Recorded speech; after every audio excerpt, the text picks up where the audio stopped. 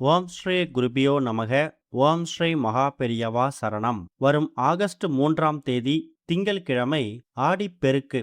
இப்ப நாம சொல்லக்கூடிய இந்த 5 பொருட்களை ஒன்றாக சேர்த்து பீரோல வைத்தாலே போதும், நினைத்தது அப்படியே நடக்கும். வீட்டில் பணம் பெருகும், தங்கம் வெள்ளி சேரும். அது என்ன வழிபாட்டு முறைன்னு பார்க்கறதுக்கு முன்னாடி நம்மளோட வீடியோஸை இப்போதான் நீங்க ஃபர்ஸ்ட் டைம் பார்க்குறீங்கன்னா மறக்காம சப்ஸ்கிரைப் பண்ணிக்கோங்க.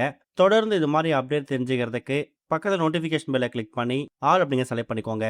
இப்போ என்னென்ன பொருட்களை எப்படி சேர்த்து வைக்க போகிறோம் அப்படிங்கிற பற்றி தெளிவாக தெரிஞ்சுக்கலாம். ஒரு வருஷமும் ஆடி மாதத்தில் வரக்கூடிய 18வது நாள் ஆடி 18, ஆடி பெருக்கு, ஆடி 18ஆம் பெருக்குன்னு ஒருத்தவங்க அவங்க ஊர் வழக்கப்படி அந்தந்த பெயர்கள் அழைக்கிறது உண்டு. ஆடி மாதம் அப்படின்னாலே அது அம்மன் வழிபாட்டுக்கு உரிய மாதம். இந்த மாதத்துல நமக்கு இந்த வருஷம் மொத்தம் 32 நாட்கள் வருது. இந்த 32 நாட்களுமே இறை வழிபாடு செய்வதற்கு உகந்த நாட்கள்.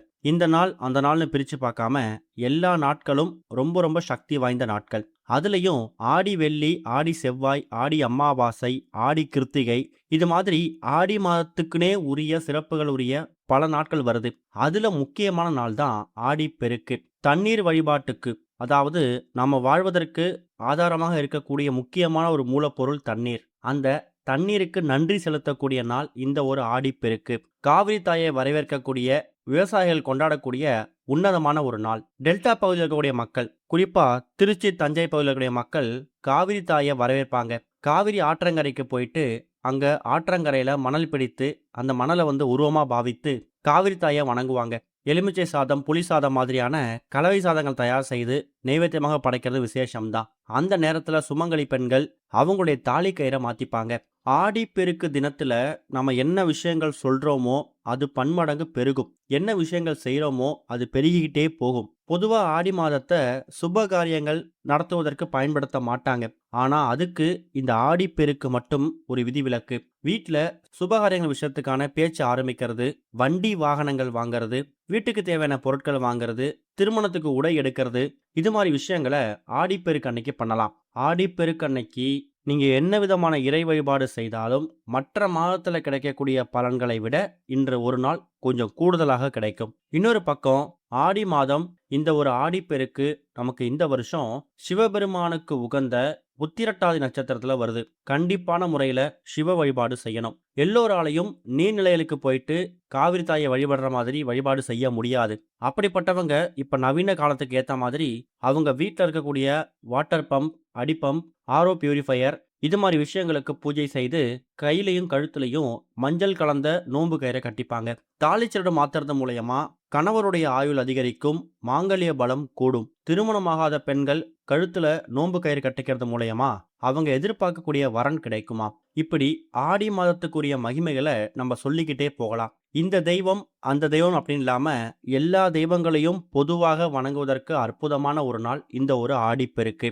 நல்ல விஷயங்களை பேசி நல்ல விஷயங்களை செய்து தான தர்மங்கள் பண்ணும்போது மற்ற நாட்கள்ல கிடைக்கக்கூடிய புண்ணிய பலன்களை விட ஆடிப்பெருக்கன்னைக்கு கொஞ்சம் கூடுதலாக கிடைக்கும். அதனால ஆடிப்பெருக்க மட்டும் தவற விட்டுறாதீங்க. புதுசா தொழில் தொடங்குறது, வியாபாரம் ஆரம்பிக்கிறது, இது மாதிரி எந்த விஷயமாக இருந்தாலும் நீங்க தாராளமாக ஆடிப்பெருக்கு அன்னைக்கு செய்யலாம். அன்றைய தினம் நம்ம என்ன விஷயங்கள் பண்றோமோ அது பன்மடங்கு பெருகும்னு சொன்னோம்ல, அதுக்கு கொஞ்சம் கூடுதல் பலன் கிடைப்பதற்காக தான் இப்ப நாம சொல்லக்கூடிய இந்த ஒரு பரிகாரத்தை பண்ண போறீங்க. இந்த பரிகாரத்தை வீட்டில் இருக்கக்கூடிய ஆண்கள், பெண்கள், குழந்தைகள்னு சொல்லி யார் வேணாலும் பண்ணலாம். எந்த விதமான கட்டுப்பாடுகளும் கிடையாது. பண்ணக்கூடிய நேரம் முடிஞ்சா திங்கட்கிழமை ஆகஸ்ட் 3ஆம் தேதி ஆடிப்பெருக்கன்னைக்கு மாலை 6-7 மணிக்கு மேல வீட்டோட பூஜை அறையில விளக்கேற்றி வச்சுட்டு ஆடிப்பெருக்கான பூஜையெல்லாம் முடிச்சிடுங்க. அதுக்கப்புறம் ஒரு 5 நிமிடம் செலவு பண்ணி இப்ப நாம சொல்லக்கூடிய பரிகாரத்தை பண்ணலாம். இதுக்கு உங்களுக்கு தேவையான பொருட்கள் மொத்தமாவே 5 பொருட்கள் தான் தேவைப்படுது. முதல் முக்கியமான பொருள் ஒரு ரூபாய் நோட்டு. அது 50 ரூபாய், 100 ரூபாய், 500 ரூபாய், எவ்வளவு ரூபாயா இருந்தாலும் பரவாயில்ல. ஆனா இந்த பரிகாரத்துக்கு பயன்படுத்தக்கூடிய ரூபாய் நோட்டை நீங்க திரும்ப செலவு பண்ண முடியாது. அதுக்கேத்த மாதிரி ஒரு ரூபாய் நோட்டை எடுத்து வச்சுக்கோங்க. அடுத்ததா ஒரே ஒரு அன்னாசி பூ. அன்னாசி பூவோட மகிமை ரொம்ப அதிகம். சமையல்ல வாசனைக்கு பயன்படுத்தக்கூடிய இந்த அன்னாசி பூ இருக்குல்ல, இது பணவரவு அதிகமாகி தரித்திரம் நீங்குவதற்கான வழிவகையை ஏற்படுத்தும். கணவன் மனைவிக்கிடையில இருக்கக்கூடிய ஒற்றுமையை பலப்படுத்தும். வீட்டில் ஏற்படக்கூடிய கண் திருஷ்டி போட்டி, பொறாமை, எதிர்மறை ஆற்றல்களை நீக்கிடும். மன அமைதியையும் நல்ல தூக்கத்தையும் கொடுக்கும். தொழில வியாபாரத்துல விருத்தி அடையும். இதுதான் அன்னாசி பூவுக்கு இருக்கக்கூடிய மகிமை. அப்படிப்பட்ட அன்னாசி பூ ஒரே ஒரு துண்டு எடுத்துக்கோங்க. அடுத்ததா நீங்க உங்க வீட்டோட பீரோல வைத்திருக்கக்கூடிய இல்ல கையில போட்டிருக்கக்கூடிய ஏதாவது ஒரு தங்கம், அப்படி இல்லைன்னா வெள்ளி நகைகள் ஏதாவது ஒன்று எடுத்து வச்சுக்கோங்க. அதுக்கப்புறமா 3 எண்ணிக்கையில அப்படி இல்லைன்னா 5 எண்ணிக்கையில வேப்பிலை. ஆடி மாதம் அப்படின்னாலே வேப்பிலைக்கு முக்கியத்துவம் கொடுக்கக்கூடிய ஒரு மாதம். மகாலட்சுமி தாயார், அம்பாள், அம்மன், மாரியம்மன் இது மாதிரி பெண் தெய்வங்கள் அம்சம் இருக்கக்கூடிய முக்கியமான பொருள் வந்து வேப்பிலை தான். கிருமி நாசினியாக பயன்படக்கூடிய வேப்பிலைய 3லேருந்து 5 எண்ணிக்கை எடுத்துக்கணும். கடைசியா ஒரே ஒரு சிட்டிகை, அதாவது ஒரு துளி மஞ்சள் தூள், மங்களகரத்தோட மறு உருவத்துக்காக. இப்ப ரூபாய் நோட்டு, அன்னாசி பூ, தங்கம்ல வெள்ளி நகை 1, 3 எண்ணிக்கையில வேப்பிலை, கொஞ்சமா மஞ்சள் தூள். இந்த எல்லா பொருட்களையும் தயார் செஞ்சு வச்சுக்கோங்க. மாலை 6-7 மணிக்கு மேல வீட்ல பூஜையெல்லாம் முடிச்சிட்டு ஒரு சிறிய தட்டுல இப்ப நம்ம சொல்லக்கூடிய பொருட்களை அடுக்கி வைக்கணும். முதல்ல ஒரு ரூபாய் நோட்டை எடுத்து வச்சுக்கோங்க. அதுக்கு மேல நீங்க எடுத்து தயார் செஞ்சு வச்சிருக்கக்கூடிய அந்த தங்க நகைகள், அன்னாசி பூ, வேப்பிலை, மஞ்சள் தூள் இந்த எல்லா பொருட்களையும் அந்த தட்டு மேல வச்சுட்டு, இந்த தட்டுல இருக்கக்கூடிய எல்லா பொருட்களும் எங்க வீட்டுக்குள்ள பன்மடங்கு பெருகணும். இந்த பொருட்கள் மூலியமா கிடைக்கக்கூடிய பலன்கள் அதிகமாகணும்னு சொல்லி எல்லா கடவுளையும் பிரார்த்தனை பண்ணிக்கோங்க.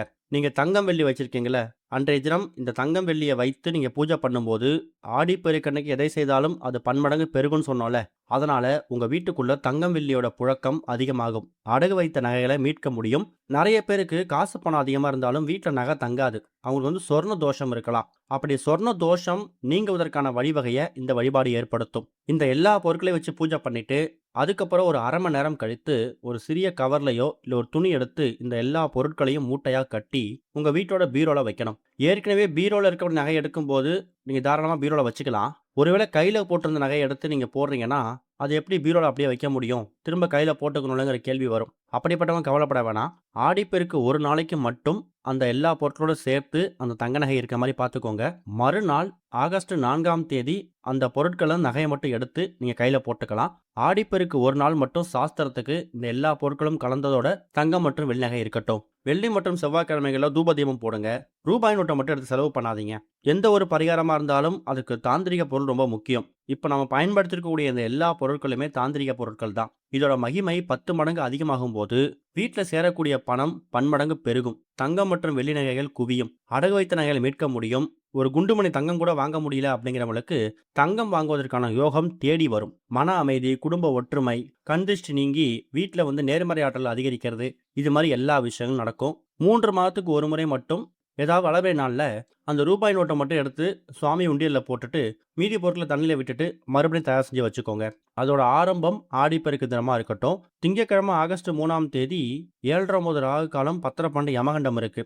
அந்த நேரத்தில் தாலி கயிறு மாற்றிடாதீங்க. காலையில் 9:15 10:15, மதியம் 12:15 1:15, அதை விட்டிங்கன்னா மாலை 3:15 4:15. இந்த 1 மணி நேரங்களில் தாலி கயிறு மாற்றிக்கலாம். சூரியன் அஸ்தமனம் ஆனதுக்கு பிறகு ஆகஸ்ட் 3ஆம் தேதி ஆடிப்பெருக்கு அன்னைக்கு தாலி கயிறு மாற்றக்கூடாது. பகல் நேரத்தில் மாற்றலாம். ஓம் ஸ்ரீ குருபியோ நமக. ஓம் ஸ்ரீ மகா பெரியவா சரணம்.